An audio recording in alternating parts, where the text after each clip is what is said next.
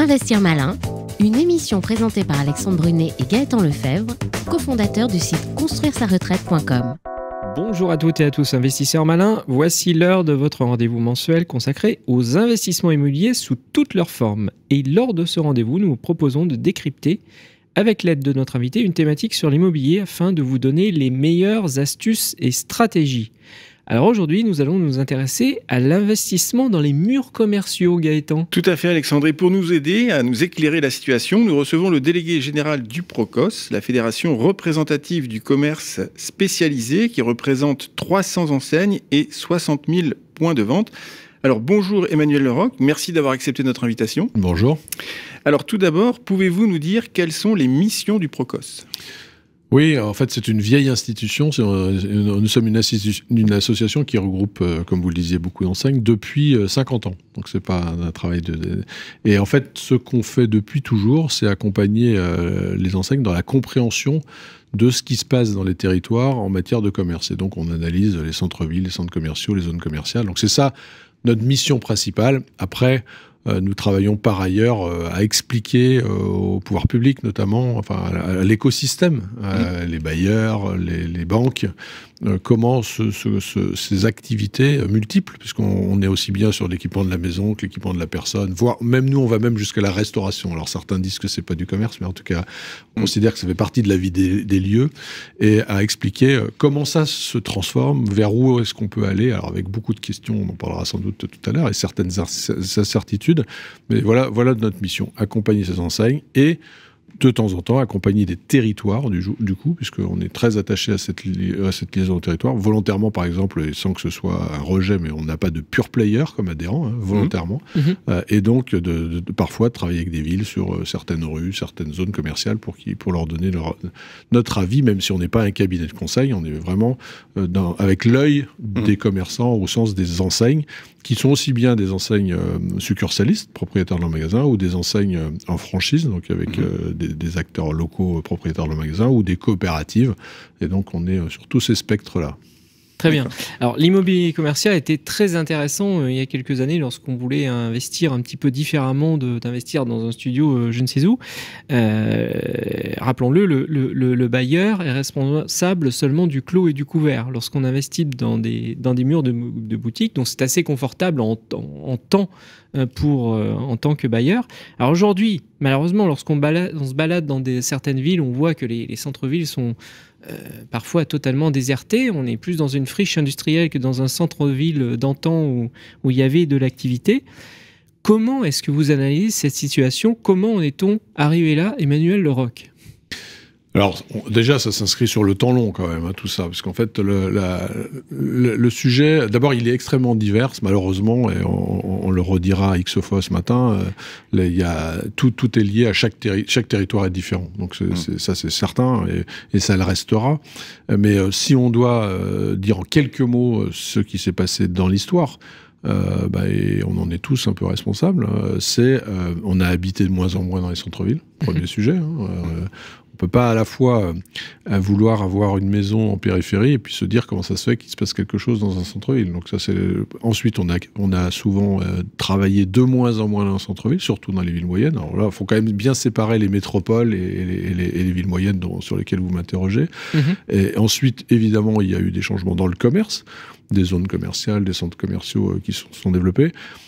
Et un immobilier de commerce parfois de centre-ville qui a été compliqué à adapter à l'évolution du commerce. C'est-à-dire des enseignes qui ont eu des locaux plutôt plus grands, et puis pour finir, et on en reparlera parce que c'est fondamental, et je sais qu'on l'oublie encore aujourd'hui quand on se parle de monde digital, de monde environnemental, l'accès, la problématique de venir facilement ou pas, de stationner facilement ou pas. Alors je veux pas passer pour le défenseur de la voiture, c'est pas du tout ce que je veux dire, mais un commerce, c'est, vous l'avez dit tout à l'heure, c'est effectivement une logique de clos couvert, mais c'est une logique d'activité. C'est pas un local pour dormir, c'est un local pour faire de l'activité. Et cette activité-là, elle est dépendante d'un certain nombre d'autres choses qui n'est pas que le commerce. Le commerce est un suiveur, c'est un peu péjoratif, suiveur, mais à la fois il y a des grosses enseignes qui sont des locomotives, mais l'activité, elle est plutôt suiveuse de ce qui se passe dans le commerce. Donc dans ce qui se passe dans le territoire, donc si le territoire, il est peu dynamique en centre-ville et dynamique dans sa périphérie, il va aller en périphérie. Donc c'est un peu caricatural, mais c'est quand même un peu tout ça. Et donc l'augmentation des places de stationnement payantes dans la plupart des villes en France aujourd'hui va exactement dans ce sens, si je puis dire. Alors en fait, c'est compliqué, parce que moi je ne dis pas qu'il faut que tout soit gratuit non plus du tout, parce que en fait le problème des stationnements, c'est la rotation. Donc s'ils sont gratuits, y compris les commerçants se stationnent toute la journée, ça répond pas du tout à notre problématique. Mais en tout cas, la combinaison entre l'accès, c'est-à-dire la compréhension des plans des plans de circulation et la capacité de se stationner suffisamment près, là aussi je dis pas il faut pas de rue piétonne du tout, hein, ça peut avoir vraiment du sens. Et de toute manière, dans la société vers laquelle on va, c'est-à-dire où on veut à la fois moins de pollution visuelle, mais enfin aussi de bruit, de toute façon, ça a du sens. Donc, cet équilibre-là, il peut exister, mais à condition qu'on l'analyse vraiment et pas de dire il faut plus de voitures, parce que ça, c'est pas possible en fait. La réalité, c'est que ça fragilise la zone ça contracte. Que vos éditeurs peut-être comprennent, la zone de chalandise, c'est-à-dire la distance à partir de laquelle les gens vont faire l'effort de venir dans un centre-ville. Si c'est 10 fois plus facile d'aller dans la périphérie, à bout d'un moment, soit il faut une très grosse différenciation, une offre qui n'a rien à voir avec ce qui se passe en périphérie, ce qui est quand même assez compliqué à faire, soit d'autres raisons de venir en centre-ville. Avant, on allait tous acheter notre journal, on n'y va plus. Avant, on allait tous voir à la mairie, on n'y va plus. On allait tous aux impôts, on n'y va plus, etc. Donc ça doit s'entendre dans comment on peut générer des raisons de se déplacer dans des centres-villes. Et à partir de là, le commerce fonctionne. S'il n'y a pas d'habitants et pas de visiteurs, il ne fonctionne pas. Alors, dans ce contexte difficile, justement, la question qu'on peut se poser, c'est est-ce qu'il faut encore investir dans des murs de boutiques ou dans des murs commerciaux? Alors, je vais répondre plutôt centre-ville, parce que c'est votre question, mais si on doit raisonner, si on devait répondre plus globalement, le commerce reste une activité. D'ailleurs, on a fait un crash test pendant le Covid qui était absolument exceptionnel. C'est-à-dire si on avait pu remplacer le commerce par du e-commerce, aujourd'hui, ce serait le cas, puisqu'on a eu la bonne idée de fermer les magasins pendant 2 fois 3 mois. Enfin, c'était bon. Donc ça, c'est plutôt rassurant. On voit bien que la notion physique de commerce, donc de besoin de locaux, est rassurant. Après, il y a aujourd'hui 70% de l'activité du commerce, c'est la périphérie. Donc ça, c'est quand même 70% de chiffre d'affaires du commerce de détail. Donc les centres-villes, c'est un peu frustrant pour nous tous, mais c'est 15% du chiffre d'affaires. Donc Paris hors Paris, qui est un cas très particulier. Mais si on va dans la vie des gens, donc dans les villes moyennes ou même à Lyon, c'est ça le rapport. Donc économique. Là, on se parle d'économique. Donc quand on revient à ça, en fait, on voit qu'il y a des tendances qui sont favorables au centre-ville, quand même, parce que nous tous allons sans doute nous déplacer de moins en moins, quand même. Et donc il y a beaucoup de formes de commerce, en fait. Vous avez des commerces de proximité, c'est-à-dire ceux auxquels vous allez souvent, parce que ça répond à des besoins fréquents, l'alimentaire, je sais pas quoi, les services, etc. Et ceux dans lesquels vous allez moins souvent, l'équipement de la maison, vous allez pas acheter des canapés tous les... Donc la logique, là aussi, on doit décomposer le commerce. Alors je vais essayer de répondre à votre question quand même. Moi, je crois fondamentalement à l'avenir du commerce physique.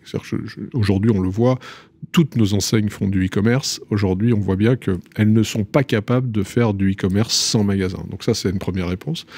Après, la question, c'est territoire par territoire. Est-ce que ces magasins, ils ont une chance d'être en cœur de ville, dans l'urbain parce qu'en plus, je pense qu'on va être de moins en moins dans cette question. Parce qu'aujourd'hui, on oppose vraiment centre-ville, cœur de ville, avec un problème en France, c'est que c'est des cœurs de ville historiques, donc avec des vraies complexités immobilières. Et périphérie. Mais de moins en moins, ça va être le cas, parce qu'on voit bien que l'urbain rattrape les périphéries et que les commerces dits de périphérie aujourd'hui vont être de plus en plus intégrés au fil du temps dans un immobilier plus, plus global, et y compris les pieds d'immeubles, parce qu'on ne sait pas où construire ailleurs. D'ailleurs, de toute façon, pour revenir à d'autres sujets qui vous préoccupent, qui sont les logements. Et donc, pour moi, oui, mais il faut regarder le sujet comme un sujet... quand même à risque. Je pense qu'il faut quand même... L'immobilier commercial n'est efficient que si le commerçant qui le loue est efficace et gagne sa vie. Évidemment. C'est pas juste des bureaux ou une chambre à coucher. Donc de ce point de vue-là, il y a tous les phénomène des choses impératives pour qu'un commerce fonctionne et un coût d'exploitation pour que ce soit intéressant de le faire et que je pousse à le faire. Alors, le Procos constitue un bon thermomètre de la situation finalement du commerce. Quelles sont les zones et secteurs à privilégier selon vous ?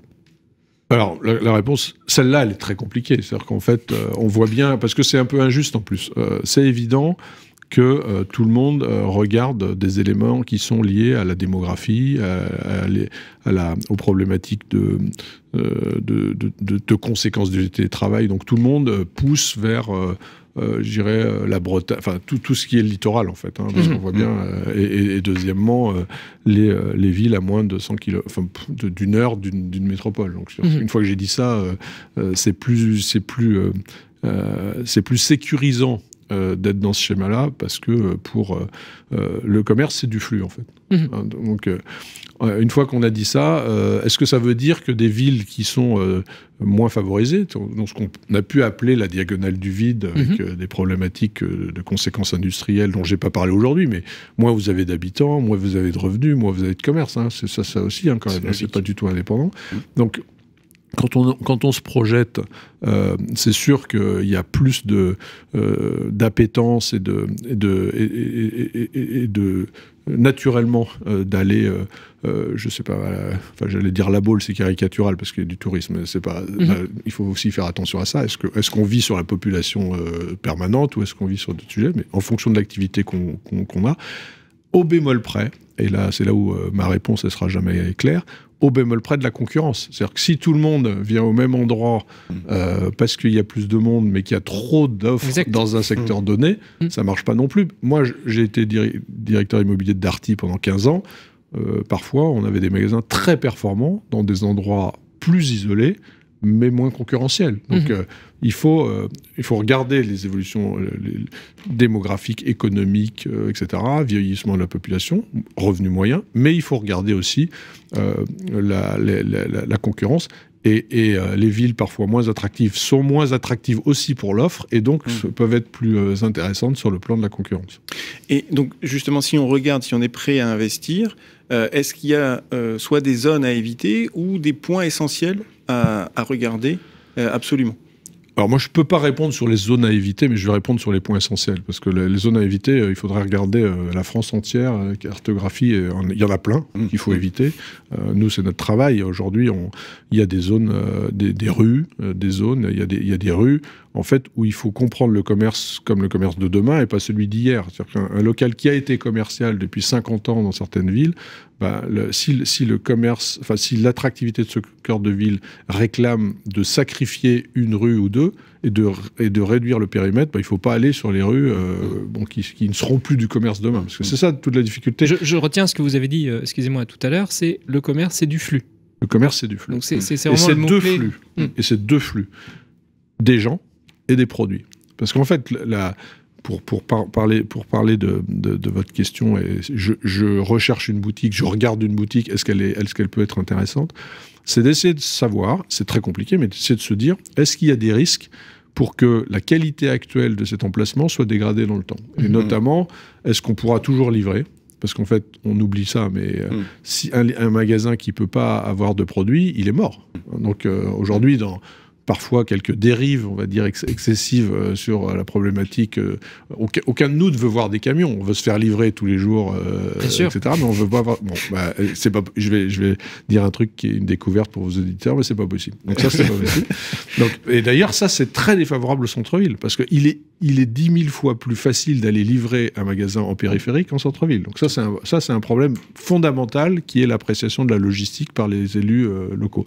Pour revenir à votre investisseur potentiel, les fondamentaux sont toujours les mêmes. La visibilité, l'accessibilité et donc les clients. Donc je reviens à mes sujets. Il n'y a pas le métro partout et il n'y aura pas le métro partout dans encore 20 ans ou même 50, donc, parce qu'il n'y a pas la densité pour le faire.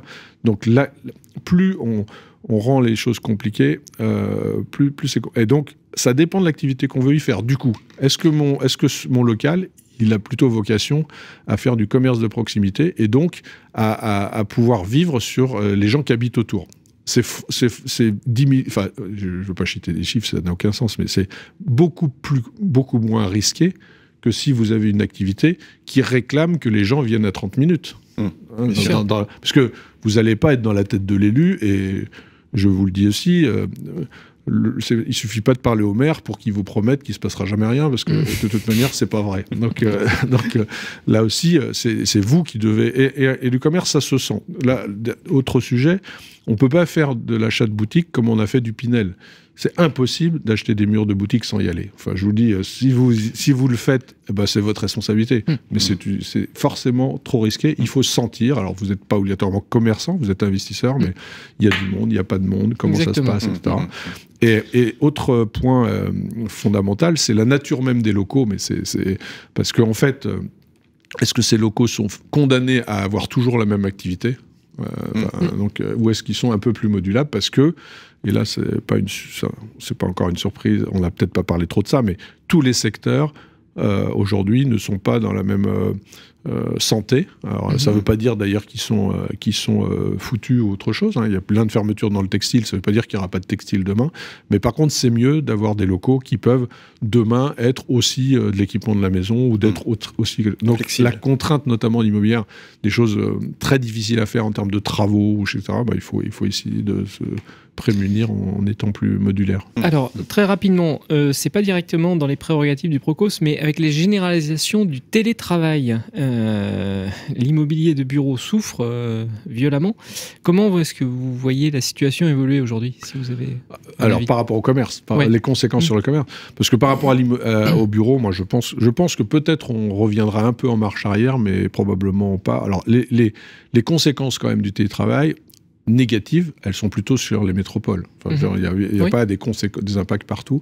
Et donc, c'est un peu... C'est l'exode urbain, vous voulez dire peut-être. Oui, alors, il est limité quand même, de ce que j'en lis. Hein. L'exode vraiment, c'est-à-dire des gens qui déménagent et qui changent de résidence principale, il n'y en a pas tant que ça. Mais par contre, le temps passé dans les métropoles se contracte.